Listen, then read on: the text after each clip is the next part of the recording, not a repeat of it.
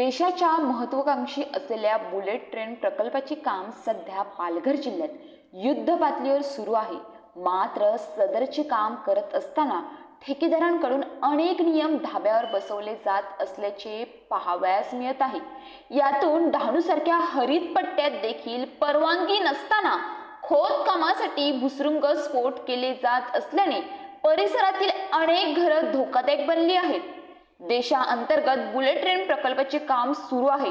सदरचे काम पालघर जिल्ह्यात सद्यस्थितीला सुरू असून या ठिकाणी खोदकाम करण्यात येत आहे। दरम्यान पालघर जिल्ह्यातील डहाणू हा हरितपट्टा आहे।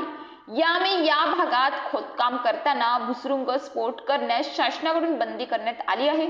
असे असले तरी या परिसरात खोदकाम करण्यासाठी भुसुरुंग लावले जात आहेत। यामुळे परिसरात धोका निर्माण होत आहे।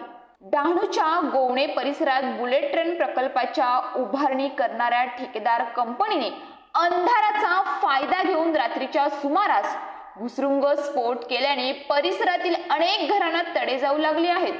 नव्याने उभारण्यात आलेल्या घरांना वारंवार हादरा बसून भिंतींना तडे गेल्याने येथील अनेक घर सध्या धोकादायक बनली आहेत। अशा पद्धतीने नियमांची पायमल्ली करत ठेकेदाराकडून मनमानी केली जात असल्याचे बोलले जात आहे।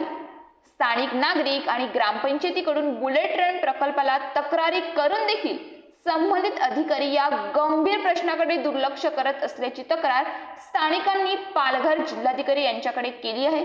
सध्या येथील अनेक घर वारंवार होणाऱ्या भुसुरुंग स्फोटामुळे धोकादायक झाली असून या घरांमध्ये येथील कुटुंब भीतीच्या छायेखाली आपला मुठीत घेऊन जीव राहत आहेत।